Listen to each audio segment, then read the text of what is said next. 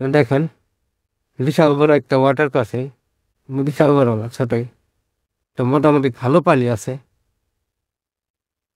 একদম বনের ভিতরে যে চলে গেছে, ওটা মাসাল্লাহ ভালোই, খারাপ না। ডান দিকে দেখেন ধানকে সুন্দর মাথার করছে, ব্লুটুথ ফ্যান ভালো লাগছে, কথা বলতে সংখ্যা হয়েছে, তার উপর ভক্ত করে কথা বলতেছি। বিশাল বড় একটা ওয়াটার ক্রসিং পেয়েছি, কি আর করবো, আমি আগে যাই। ভাই মোটামুটি তো ভালোই আছে বুঝছেন, যাওয়া যাবে নিশ্চিত। হ্যাঁ ভাই, সুমন ভাই আটকে, সুজন ভাই আটকে গেছে। তো এটা খুবই খুবই খুবই বাজে একটা ওয়াটার ক্রসিং এটা, ঠিক আছে। আমি জানি না কিভাবে আসছি, আমার মনে হয় আমি ভুলে ভুলে চলে আসছি। না ভাই, জুতা বিচ্ছে, এই যে সুজন ভাই বিজা গেছে, সুজন ভাই এদিক দিয়ে আইছে না। এই যে দেখেন এটা অনেক বড়, এই পার থেকে ওই পারে যাওয়ার। আমরা রোডের উপরেই আছি, প্রায় 30-35-40 কিলো মতন তৈরি করলাম ফাঁকা থেকে। পুরোটা রোডই অফরোড পাবো, প্রায় 700 কিলো অফরোড তুলবো আমরা। মেলাটা হচ্ছে আমরা যেরকম লাদাখ একটা সার্কেল করছি, এটা কিন্তু আসলে সার্কেল, এটা আমরা যাবো আবার এই সেম এই রাস্তা দিয়ে ব্যাক করবো। দিতে কষ্ট বাসারে গিতে এটা সম্ভব হবে যে আমাদের পরিচিত রাস্তা হয়ে যাবে, যাচ্ছে এটা সে আবার 5 দিন পর 4 দিন পর ফেরত আসবে ওইদিক দিয়ে। এটাই হলো আর কি প্লাস, যে পরিচিত রাস্তা হবে, তখন যাওয়ার সময় একটা আইডিয়া থাকে হচ্ছে কোথায় কোথায় আমরা অফরোড পাবো। এখন যেরকম যাইতাছি যে কোথায় অফরোড আছে, কোথায় অনরোড আছে, বাইরের থেকে আমরা এই শুনে আসছিলাম যে বেশি অফরোড, অনরোড খুবই কম, খুবই কম আসলে, তাই পাইতেছি। কিছু কিছু জায়গায় আরসিসি ঢালাই আছে, ওই দেখা যায় অল্প একটু জায়গা, একদমই কম। 2 নম্বর গিয়ারে ফালানোর আগে ওই জায়গাটা শেষ হয়ে যায়। আর অফরোডে তো জানেনি কোনো নাই, চান্স নাই বেশি গিয়ারে চালানোর। আর তার মধ্যে যদি এরকম ভালো থাকে তাহলে তো কোনো কথা নেই। এরকম অফরোডই করতেছি, ঢাল নামতেছি উঠতেছি, ঢাল নামতেছি উঠতেছি, তার সাথে বড় বড় ওয়াটার ক্রসিং পার করতেছি। ওয়াটার ক্রসিং পার করতে ভালোই লাগে। সাইডটাতে দেখেন তার ভিউটা অনেক সুন্দর, এদিকটার ভিউটা অনেক সুন্দর, অনেক দেখার মতন সুন্দর। সামনে নাকি একটু রিক্স আছে, দেখি আসলেই রিক্স,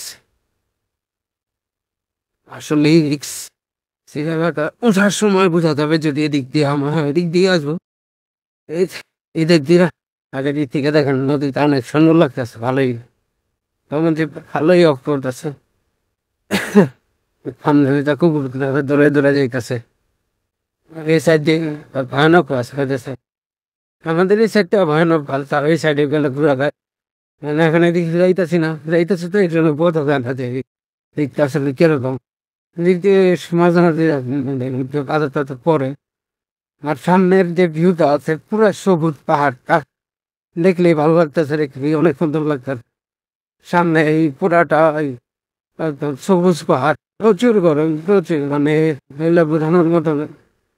এত গরম না, শুলে ঠান্ডা পরিবেশ শান্তিটা ভালো লাগতো।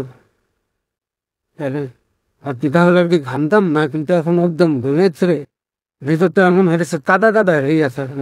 হ্যাঁ, এর জন্য এর 3 মাইল কষ্টটা হইতেছে। তাছাড়া অফরোড করাটা আসলে তেমন কষ্ট না, যদি একটু ঠান্ডা থাকতো তাহলে হয়তো আরো ভালো লাগতো। আগেও আমি অফরোড করছি, খারাপ লাগে না, সে সময় একটু ঠান্ডা ছিল, এতটাও খারাপ লাগে না। কিন্তু এখন মোটামুটি ভালোই, গরম দেখে মোটামুটি ভালোই একটু খারাপ করতেছে। আর সাথে তো আমার একটু ঠান্ডা লাগছে, মাথা ব্যথা করতেছে, সবকিছু সবকিছু মিলিয়ে আর কি ভালো লাগতেছে। এখন আমরা উপরের দিকে উঠতেছি, এর অবস্থাটা বেশি ভালো না, কোন জায়গা দিয়ে উঠা চালাইছি আমি।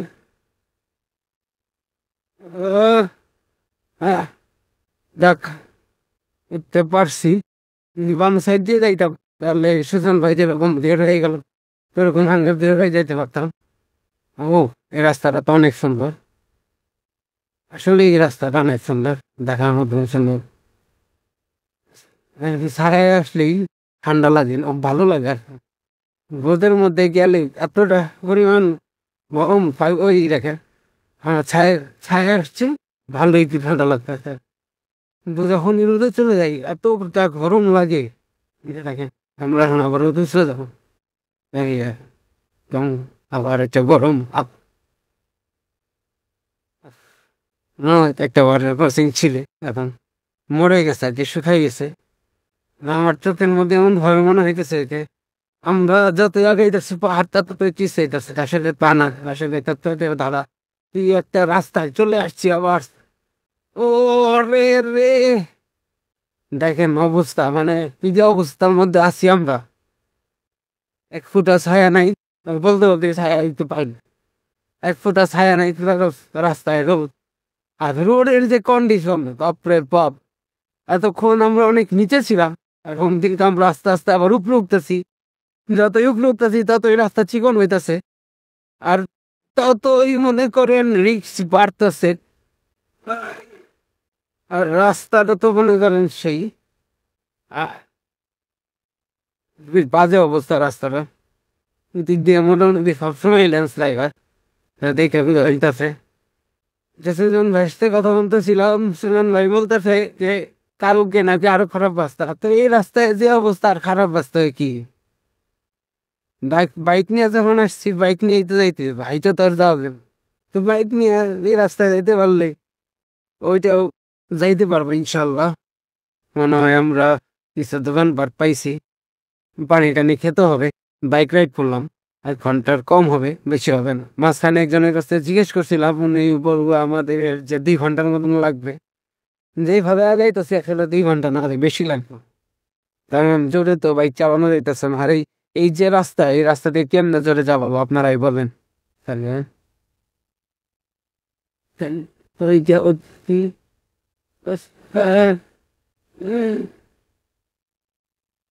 ছিলাম জানি তো পানি টানি দেখা